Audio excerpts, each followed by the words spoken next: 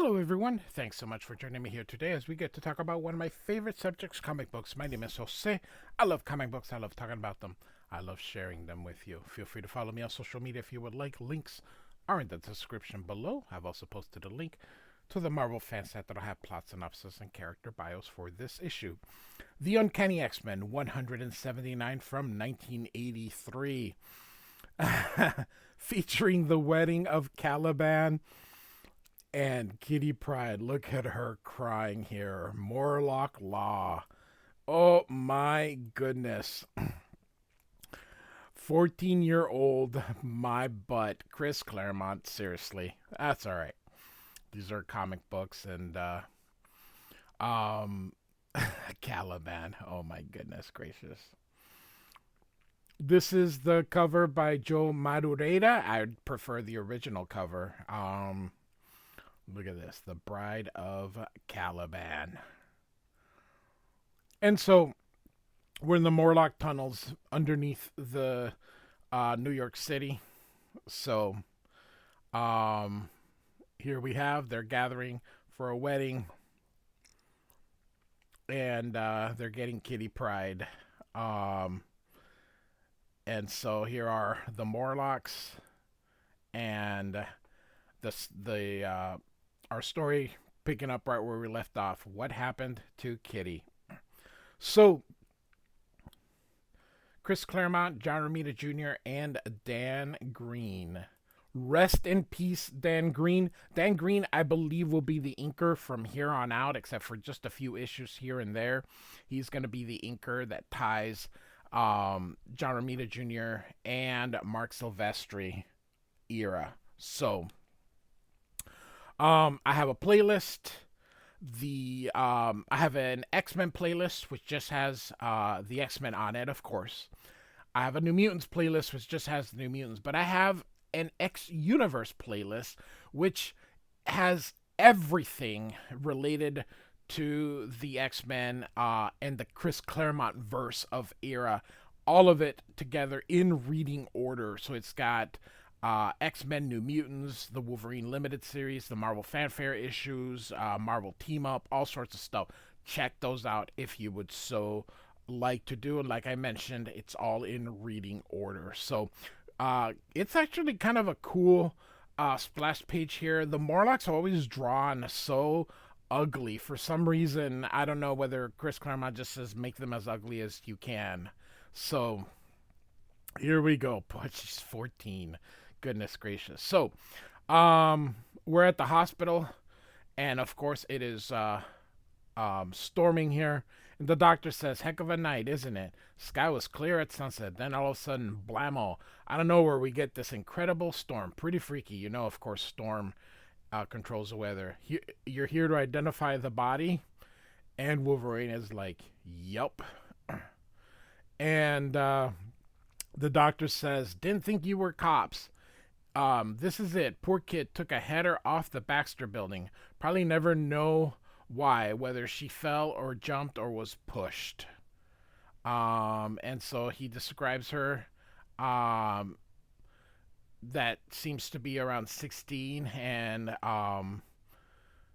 Storm says she was not yet 15. A 14-year-old. I'm telling you, Claremont, or someone should, everybody always asks him all the questions like, hey, this and that, and, I'm like, hey, what was up with the 14-year-old in Colossus? So, and so the doctor says, too bad, death was instantaneous. She probably didn't feel a thing. For the record, do you recognize her? And Storm says, her name is Kitty Pryde. And so she's wondering what the heck was she doing in the Baxter building. And of course now the storm. And the doctor is like, whatever's going on outside has to be impressive. And Wolverine says, why don't you take a look? And he says, sorry, can't leave visitors alone in the morgue, against the rules. And Wolverine, by the way, this screen tone done here is absolutely beautiful. And Wolverine's like, this once, just bend him a little. And the doctor is like, hey, I'm a reasonable kind of guy, and you look like respectable, trustworthy for it. No problem. 5 minutes, okay? And Wolverine says, that'll do fine. Great. And the guy's like, if I stall a little bit, maybe they'll be gone when I get back. So Storm says, "What was that all about? Why did you chase the man away?" And um, Wolverine says, "Some things are better said in private. This ain't Kitty," he says. And Rogue says, "You're crazy, Wolverine." And he lights a cigarette in the hospital. Gotta love the 80s. Maybe, but I'm also right. This kid may have Kitty's face and outfit. She may be a perfect match, right down to fingernails and retinal prints, but it's not her.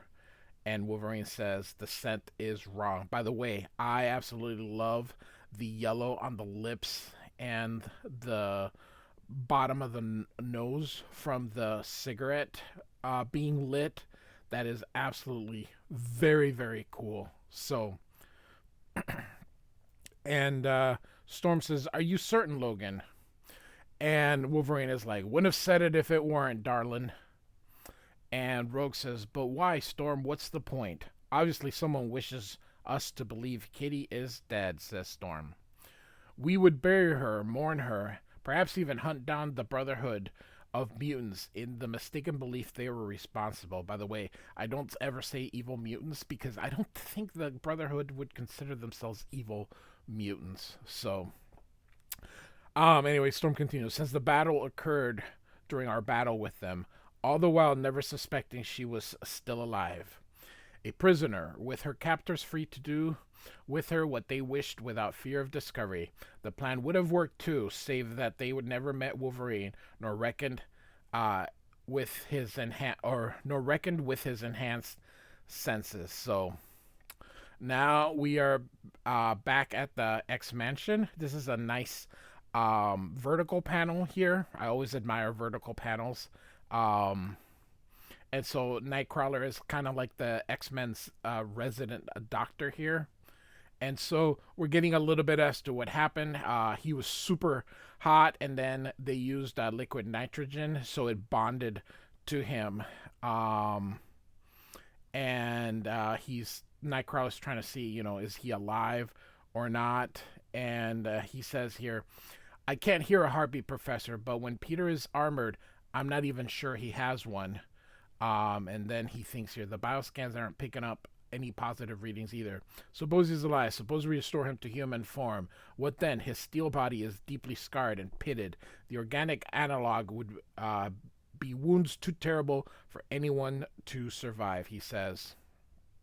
And here's Ileana, and then the one with orange hair would be Nightcrawler's girlfriend, Amanda Sefton. She's a witch. And so you can see Amanda is holding Ileana here. And psychically, Professor is, "What alternative have we, Kurt? We cannot give up." Um, and then Nightcrawler asks if the Cyprofs has discovered anything, and the professor says no. Um, but um, he says whether that means Colossus is dead or merely in deep shock, I have yet to determine. So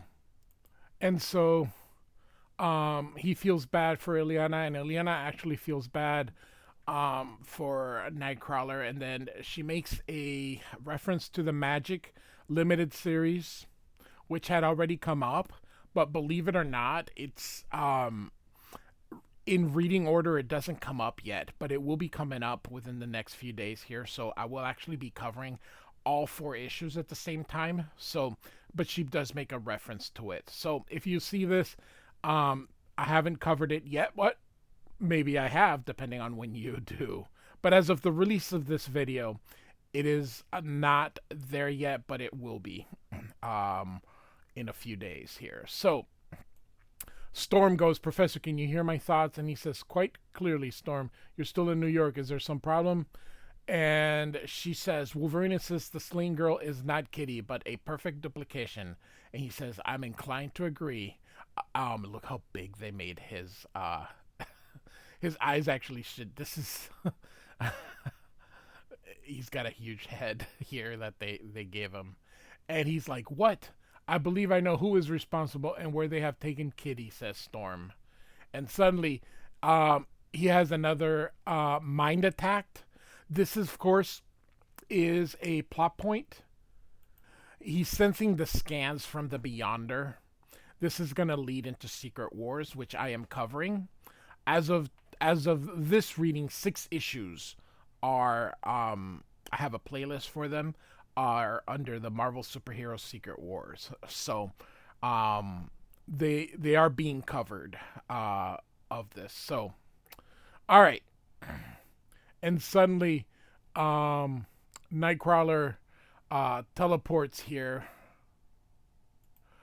and he's going into the professor here. He's reaching out psychically, and it's affecting everybody. And Nightcrawler is like, you need to calm down, Professor. You're gonna kill us all here. And of course, it's that scanning wave, and it causes Professor X to go down. And Nightcrawler is like calling for him and says, Amanda, help me get him into a life support cell. I've got to warn Storm though. Our radio comm link, but of what? Is this another attack by some new foe? What is happening? What does this mean? Of course, this is, like I said, it's going to lead into the Secret Wars. So, elsewhere here, she is sort of picturing, so she's got an illusion sort of similar to what Mastermind was, and there's Callisto and Sunder and Mask, and of course here comes Caliban, but then she realizes, whoa, what the heck? And so of course it was an illusion, and she's like pushing them away, and the Morlocks stand in her way, and Sunder grabs her here and kind of pushes her down. She says, cut it out, you're hurting me. And Callisto says, merely a reminder that you behave yourself, little one. And so Kitty realizes she's in the Morlock, or she's like with the Morlocks, and in a wedding dress. And she says, what's going on, Callisto? Storm's first order when she took over the Morlocks was for you to stop attacking people on the surface. That includes the X-Men. When she finds out that you've kidnapped me, you'll be sorry. And Callisto says, regrettably, she thinks you're dead. Besides, even if she knew the truth, she couldn't help you. We haven't violated her precious rules.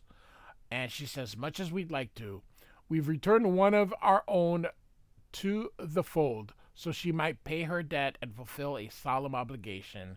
And she's like, what are you talking about? And Callisto says, how quickly some forget. Did you or did you not promise that if Caliban aided the X-Men against me, you would stay with him forever? And she's like, aye. And she goes, well, did you promise? She says, yes. And did he carry out his part of the bargain? And she says, yes. And she goes, now, pretty, it's your turn. And since it wouldn't be proper to have you two living in sin, you'll have to marry. That is just funny. And she's like, no. And she goes, I mean, and Callisto is like, we know what you mean, girl. And Caliban is like, Caliban, discuss her. And she's kind of smile. How wonderful. The more painful this is for her, the sweeter my revenge, she thinks. So none of them are. And so she's thinking of Colossus here, and she's like, saying, he may be dying. I had the only means of saving him. You have to let me go. And she goes, do you promise to come back? Yes. You give your word? Oh, yes. And she goes, that's what you said the last time to Caliban, and then you lied. Then why should we believe you now? So she's like, no, and she runs away here. And so she thinks here, they probably didn't figure to try to stop me. They probably figured they didn't have to. I don't recognize these tunnels. Hardly a surprise since I was sick that time. That was in X-Men 171 and 72, which I have covered and have in the playlist here. And so off she goes here and sees all these eyes, most likely probably rats here. And, sewer water. Ugh, yuck, the smell of living down there. This is just, my goodness gracious. So she falls into the sewer water. Oh my God, the viruses, the yuck. Anyway, And so here, of course, we're gonna get a recap of what happened in those, and how she betrayed him. She does feel bad because he did everything. And so here comes Leech here, but Leech will become important during X Factor, which we of course haven't gotten to it because I'm covering things in reading order. So we will eventually get to Leech, but this is Leech here, and so sewer water. So off they go. Leech is able to um, take away powers. So all right. So Katie's gonna do this, and she goes, "But please, if it's within your power to save Colossus, do so. He means the world to me. I beg you, Callisto." And Callisto says, "No need for that, sweet sister. You're one of us, and Morlocks look after their own. And so, make yourself useful, Leech. Find the healers." And so, and then I love the screen tones here. And he says, "Our baby bride's gotten herself a bit messed up. Make her presentable here." And they're gonna send into Mask. And Callisto says, "You become a Morlock, you get a new face. If you like, a whole new body." She says, "Why?" And it says, "We outcasts, outlaws. This symbolizes rejection by you, the life you led, people you loved. Will it hurt?" And she goes, "Does it matter?" So, and see all the different things here. Here, this is, of course, now she can't breathe. And then she says, "Stop it. You know, I'm a human being." And Mask, of course, says, "What's that make me? Something different?" So Mask power allows him to affect everybody else's face, but not his own. So he always has to look like this here. And so, look at this. And, Callisto says, "That's enough, Mask. You've had your fun. Now put her back the way she was." And Mask says, "I like her better this way." And Callisto says, "It wasn't a request. She can't breathe. Fix her before she chokes." So here we go. They're going to have the wedding now, but of course we're gonna see Storm show up here, and so Kitty's like, "Oh no!" And look at Wolverine. He's a badass. So of course Wolverine was not there the first time. He was in Japan. And so Storm, of course, says, I disagree with this. I absolutely love the dry brush. Dan Green, oh, rest in peace, Dan Green. Um, and so Rogue says, "Kitty's okay, thank heaven, but then who's the girl in the morgue?" And Wolverine is like, "Let's find out." And Storm says, "No, Wolverine, I lead the Morlocks. Leave this to me." And Kitty says, "Stay out of this. I'm not being forced. I'm doing this of my own free will." And so she's like, she's not listening. And Storm is like, "A girl is dead because of you, Callisto. Denied the simple decency of her own face." And Storm uses her power. This is the era of badass Storm. So, and Callisto says, "My, you're on a short fuse these days." And so, Leech, of course, uses his power to deactivate her powers, and Storm falls. And then Callisto is going to get the jump on Storm. And here comes Rogue. And Wolverine says, "Nightcrawler told me she flaming nearly killed Callisto last time they scrapped. Looks like Cal plans to even the score." And Kitty yells at them to not go near Leech. He doesn't need to touch you. He just needs to be in close proximity here. So off down they go. And so of course now these two fall, and here's Callisto. "I want what's mine by right. I need no powers to beat you before, Callisto, and I was gentler woman then." And so Wolverine goes, "Bob, you made a big bad mistake with me. These claws are mechanical. They got nothing to do with my powers. They still work. But we have actually, this has been retconned. They actually are part of him. I am also covering the origin um, series, so I've got 1 through 6 on a playlist, and then I'm started covering origin too. So, but at this time they weren't designed to be, so it's kind of funny that they are working. But of course, all these people going through him. Wolverine is so cool here, and so Wolverine is like ready to go pounce, and Kitty's holding him back, and Wolverine's like, "Why are you giving me grief, Pumpkin? We've come to rescue you."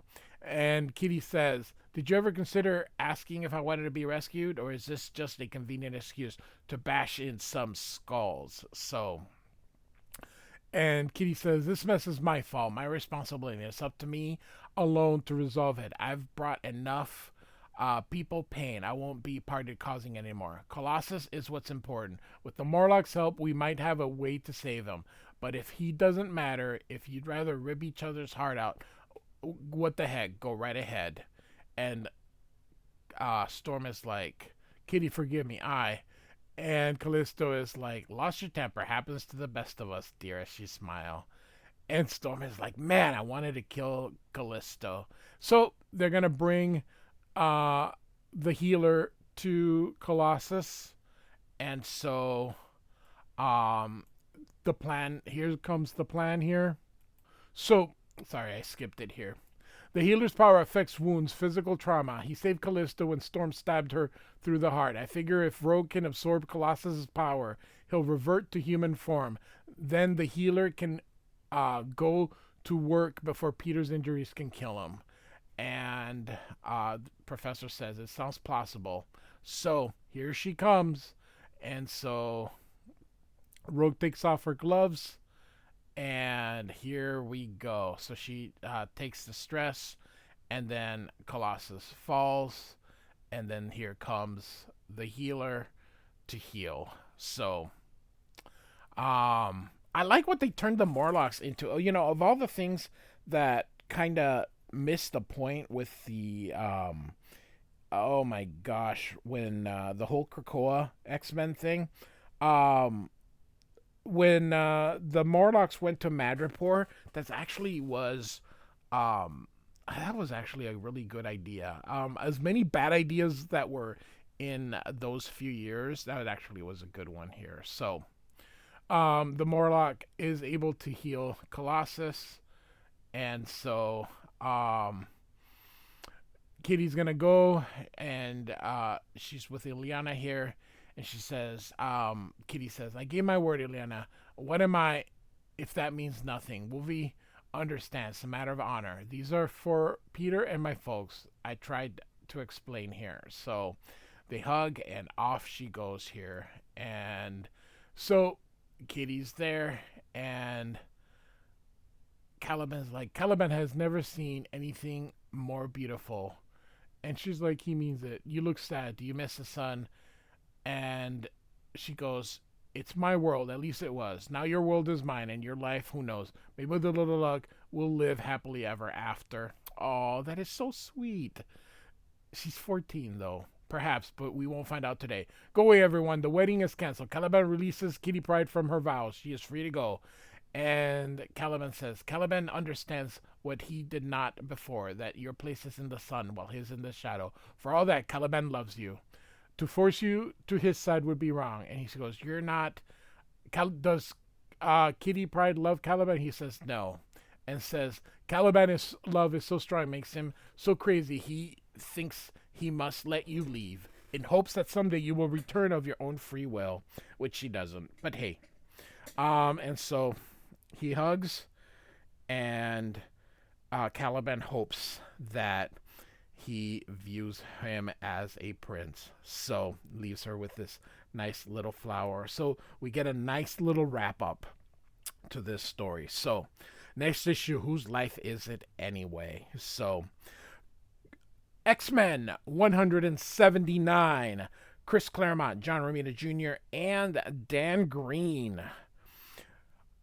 Dan Green is a wonderful inker, and I think he really helps John Romita Jr. Get better. So, like and subscribe, and I do thank you for listening. Goodbye.